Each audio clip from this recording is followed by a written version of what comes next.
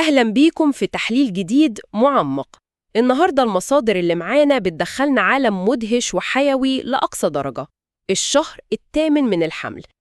الفترة دي مش مجرد فترة انتظار وخلاص، لأ دي مرحلة أشبه بسباق سريع نحو خط النهاية. كل أسبوع فيه بيحمل تطورات جذرية للأم وللجنين. فمهمتنا النهاردة هي إننا نتجاوز مجرد سرد الأحداث أسبوع بأسبوع. هنحاول نفهم القصة ورا كل تطور، نفهم الإبداع اللي في التفاصيل البيولوجية دي، ونستخلص أهم الأفكار اللي بتخلينا نشوف الفترة دي بعين مختلفة تماماً. مستعدين؟ بالظبط.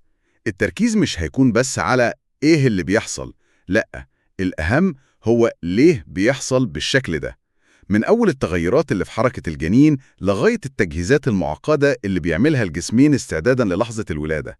هنربط كل نقطة بالصورة الكبيرة عشان نفهم عظمة المرحلة دي. عظيم. طب خلينا نبدأ من المشهد العام للشهر الثامن.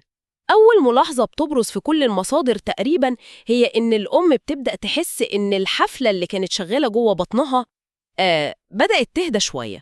الرقلات القوية بتقل وده طبيعي يسبب قلق. وهنا أول فكرة مهمة لازم نصححها. المواد اللي معانا بتوضح إن اللي بيتغير هو نوع الحركة، مش بالضرورة كميتها. دي نقطة مهمة قوي. تخيل إن الجنين كان عايش في قصر ودلوقتي بقى عايش في استوديو. المساحة بقت محدودة جدا، فبدل ما ياخد مساحة عشان يركل بقوة، حركته بتبقى أشبه بالتمطيط، بالدوران، بيفرد إيديه ورجليه. يعني الأم هتحس بكتلة بتتحرك؟ تماما، هتحس بكتلة بتغير مكانها أكتر ما هتحس بضربات حادة. يعني الإحساس بيبقى مختلف تماماً. وده معناه إن التركيز لازم يتحول من هل ابني بيركل؟ ليه؟ هل أنا حاسة بوجوده وحركته بشكل عام؟ دي نقلة في الوعي مهمة جداً عشان تطمن الأم. بالظبط. عشان كده الأطباء والمصادر بيشددوا على أهمية متابعة عدد الحركات بغض النظر عن قوتها. الفكرة هي التأكد من وجود نشاط بشكل مستمر، وده بيفضل مؤشر حيوي مهم جدا لحد آخر يوم. وبما إننا بنتكلم عن التغيرات الجسدية للأم، في وحش تاني بيكبر في الشهر الثامن وبيكون بطل معظم الشكاوي، وهو آلام الظهر. المصادر كلها مجمعة على إن الضغط بيوصل ذروته في الفترة دي. ولما بنبص أعمق في الأسباب بنلاقي إن الموضوع مش مجرد زيادة وزنه بس، لأ، في بطل خفي في القصة دي، هرمون اسمه ريلاكسين. الهرمون ده وظيفته عبقرية، وهي إنه بيرخي الأربطة في منطقة الحوض عشان يوسعها ويجهزها للولادة.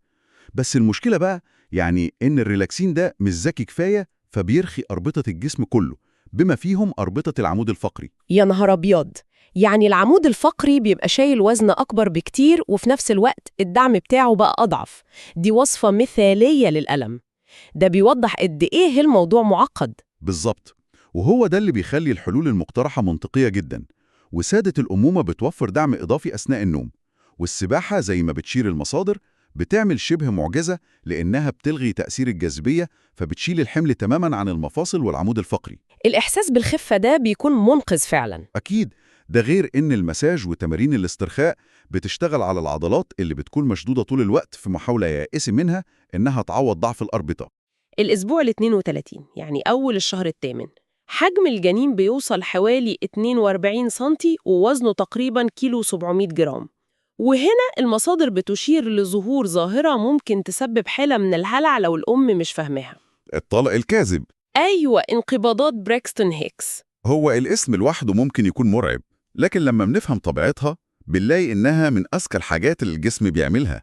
دي مش إنذار خاطئ بالولادة، دي عبارة عن بروفا، تمرين. بروفا؟ عضلات الرحم بتعمل تدريبات خفيفة عشان تكون في كامل لياقتها ومستعدة للمجهود الجبار اللي هتبذله في الولادة الحقيقية. الجسم مش بيسيب حاجة للصدفة، بيعمل تجارب أداء. فكرة تجربة الأداء دي بتغير نظرتنا للموضوع تماماً. بدل ما تكون علامة خطر بتبقى علامة على إن الجسم بيعمل واجبه وبيستعد. بس السؤال العملي بقى واللي المصادر بتركز عليه، إزاي الأم تفرق بين البروفا والعرض الحقيقي؟ الفروقات اللي تذكرها المصادر واضحة جدا. أولاً، الانتظام. الطلق الحقيقي عامل زي الساعة، بيجي على فترات منتظمة والفترات دي بتقل مع الوقت. والتاني؟ الطلق الكاذب عشوائي تماماً، يجي ويروح من غير أي نمط. ثانياً، القوة. الطلق الحقيقي بيزيد في القوة والحدة مع الوقت، لكن الكاذب بيفضل بنفس القوة أو بيضعف. والنقطة الأهم يمكن هي الاستجابة للحركة. المصادر بتقول إن الطلق الكاذب غالباً بيختفي لو الأم غيرت وضعيتها أو مشيت شوية أو أخدت حمام دافئ. عضلات الرحم بترتخي. تمام. لكن الطلق الحقيقي ما بيفرقش معاه كل ده، بالعكس بيستمر وبيقوى. وكمان مكان الألم، الطلق الحقيقي غالباً بيبدأ في الظهر ويلف لقدام. بالظبط. فهم الفروقات دي هو اللي بيدي للأم القدرة على التعامل مع الموقف بهدوء بدل القلق. دي مجرد رسالة من الجسم بتقول أنا بتكيس، النهاية قربت. ومن تجهيزات الجسم في الأسبوع ال32 بننتقل للأسبوع ال33، وهنا الجنين بيوصل حوالي 2 كيلوغرام. لكن في نقطة بتذكرها المصادر عن تكوين الجنين في المرحلة دي بتخلي الواحد يقف عندها مندهش. الموضوع له علاقة بجمجمة الطفل. دي واحدة من أروع الأمثلة على الإبداع في التصميم البيولوجي. جمجمة الطفل في المرحلة دي مش قطعة واحدة مصمتة زي جمجمتنا، هي عبارة عن عدة صفائح عظمية منفصلة زي قطع البازل كده، وبينها فراغات ومفاصل ليفية مرنة. وليه التصميم ده بالذات؟ أنا متخيلة إن ده له علاقة مباشرة بعملية الولادة. 100%. التصميم ده بيسمح بحاجة مذهلة. الصفائح العظمية دي بتقدر تتحرك وتنزلق فوق بعضها، فبتخلي محيط الرأس يصغر بشكل مؤقت عشان يقدر يمر من قناة الولادة الضيقة. يا الله! كأن الطبيعة صممت خوذة قابلة للطي. من غير المرونة دي كانت الولادة الطبيعية هتبقى مستحيلة في معظم الحالات. علشان كده رؤوس الأطفال اللي لسه مولودين ساعات بيبقى شكلها غريب شوية، واخدة شكل مخروطي. ده مش عيب خلقي، ده أثر مباشر لرحلة الخروج الصعبة دي. والمصادر بتطمنا إن خلال أيام قليلة الصفائح دي بترجع مكانها والراس بتاخد شكلها المدور الطبيعي. سبحان الله. وفي نفس الأسبوع المليان بالتطورات المدهشة دي بتحصل حاجة تانية جوه جسم الجنين وجسم الأم في نفس الوقت، كأنهم متفقين. جهاز المناعة بتاع الجنين بيبدأ يشتغل، والأم بتبدأ تنتج أول وأهم وجبة في حياة طفلها، لبن السرسوب أو الكوليستروم. لبن السرسوب ده بيتوصف في المصادر بإنه الذهب السائل، وده أكيد مش من فراغ. إطلاقاً. ده مش مجرد أكل، ده أول تطعيم طبيعي للطفل. اللي بيميزه إنه مش غني بالدهون والسعرات قد ما هو مركز بشكل خيالي بالأجسام المضادة. تحديداً نوع اسمه الغلوبيولين المناعي A أو IgA. العبقرية هنا إن النوع ده من الأجسام المضادة متخصص في حماية الأسطح المخاطية، يعني بيبطن الجهاز التنفسي والجهاز الهضمي للطفل، اللي هم أول نقطة تماس مع أي ميكروبات في العالم الخارجي. يعني جسم الأم مش بيدي للطفل حماية عامة وخلاص، لا ده بيديله قوات خاصة متمركزة بالظبط في الأماكن الأكثر عرضة للهجوم.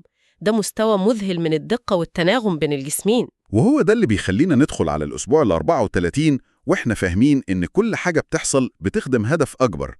وفي الأسبوع ده في معلومة بتطمن جدا.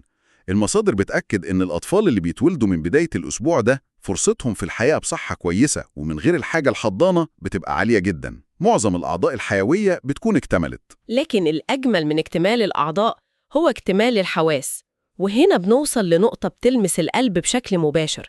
حاسة السمع عند الجنين في المرحلة دي بتكون شغالة بكفاءة تامة. هو مش مجرد بيسمع ضوضاء، هو بيميز الأصوات. بالظبط. هو بيعيش جوه عالم من الأصوات، دقات قلب أمه، صوت تدفق الدم في الأوعية، صوت جهازها الهضمي، وفوق كل ده الأصوات اللي جاية من العالم الخارجي. وصوت الأم تحديداً بيوصله بشكل واضح جداً، لأنه بينتقل عبر اهتزازات عظام جسمها مش بس عبر الهواء. وهنا بتيجي الملاحظات اللي بتذكرها المصادر واللي بتأكد إن الرابط بين الأم والطفل بيبدأ قبل الولادة بكتير. كتير من الأمهات لاحظوا إن الطفل بعد الولادة بيهدى لما يسمع أغنية معينة أو آيات قرآن كانت الأم بتسمعها باستمرار في أواخر الحمل. فعلاً. كأن الصوت ده بيمثل له قطعة من الأمان اللي كان عايش فيه. دي مش مجرد ملاحظات عابرة، دي بتنقلنا من مجرد التطور البيولوجي للبعد النفسي والعاطفي العميق. الأصوات المألوفة دي بتكون زي مرساة أمان في عالمه الجديد المليان بالضوضاء والأضواء والإحساسات الغريبة. ده بيأكد إن شخصية الطفل وتفضيلاته بتبدأ تتشكل وهو لسه جنين. وده يخلينا نوجه دعوة مباشرة للأهل. الكلام مع الجنين والغناء له مش مجرد حاجة لطيفة بنعملها، دي عملية بناء لذاكرة سمعية وعاطفية. والمصادر بتلمح لنقطة مهمة عن صوت الأب تحديداً. دي حقيقي. بما إن صوته بيحتاج يخترق طبقات أكتر عشان يوصل، فبيكون له ترددات مميزة جداً بالنسبة للجنين. الطفل بيتعلم يميز الصوت ده وبيطمن بيه بعد الولادة. بالظبط. دي فرصة لخلق نوع من الألفة المسبقة. لما الطفل يتولد ويسمع الأصوات دي تاني بيحس بالاستمرارية والأمان في وجود الناس اللي صوتهم كان بيمثل له كل عالمه. وأخيراً بنوصل لنهاية الشهر الثامن، الأسبوع ال35. وزن الجنين هنا بيكون وصل حوالي 2 كيلو و400 جرام، والمصادر بتدينا رقم مدهش إنه بيزيد بمعدل حوالي 30 جرام في اليوم الواحد. ده معدل زيادة ضخم جداً. كل جرام من دول له وظيفة. دي مش مجرد زيادة في الحجم، دي عملية تخزين للدهون تحت الجلد. الدهون دي ليها دورين حيويين بعد الولادة. أولاً بتشتغل كعازل حراري عشان تدفيه وتحافظ على درجة حرارة جسمه في العالم الخارجي الأبرد بكتير. ثانياً هي مخزون طاقة استراتيجي بيعتمد عليه في أول أيامه لحد ما الرضاعة تنتظم. وهنا بترجع المصادر تأكد تاني وبشدة على أهمية متابعة حركة الجنين. بما إن الدهون دي بتزيد والمساحة بتقل، فمتابعة وجود 10 حركات على الأقل في اليوم بتفضل هي المؤشر الأهم على صحة الجنين. وفي نفس الوقت بيتم التشديد على إن الأم تستمر في الحركة لو مفيش أي موانع طبية طبعاً. رياضة خفيفة زي المشي لمدة نص ساعة يومياً. الحركة دي مش رفاهية، دي ضرورة. بتنشط الدورة الدموية، بتقلل التورم، بتحسن الحالة المزاجية، والأهم إنها بتساعد الجسم على الاستعداد للولادة. وممكن تساعد الجنين ياخد الوضعية الصحيحة. أكيد. إذن لو حبينا نجمع خيوط القصة اللي شفناها النهاردة عن الشهر الثامن، هو شهر النمو المتسارع. الجنين بيكتسب فيه جزء كبير من وزنه النهائي، وهو شهر البروفات والتدريبات من خلال الطلق الكاذب، والأهم هو شهر اكتمال الحواس وبداية تكوين أول ذكريات سمعية وعاطفية في حياة الإنسان. الخلاصة هنا إن التجربة أعمق بكتير من مجرد أرقام على ميزان أو سنتيمترات في الطول. دي مرحلة بتتكون فيها روابط نفسية لا تقل أهمية عن الروابط الجسدية. العالم الصوتي اللي بيعيشه الجنين بيشكل جزء أساسي من تجربته الأولى في الحياة، وبيكون حجر الأساس لأول علاقاته الإنسانية. ونحاول نفيد المستمع مع سؤال أخير للتأمل. بما إننا عرفنا من المصادر إن الجنين بيسمع، بيميز، ويمكن بيتذكر، لو في صوت واحد بس نقدر نضمن إنه يوصل للجنين قبل ما يتولد، سواء كان أغنية أو آية أو حتى صوت من الطبيعة زي صوت المطر أو أمواج البحر، يا ترى إيه هو الصوت ده؟ وليه؟ إيه هو الصوت اللي بنعتقد إنه بيحمل جوهر الأمان والسكينة ونتمنى يكون هو أول ذكرى في وعي إنسان جديد؟ فكرة تستحق التفكير.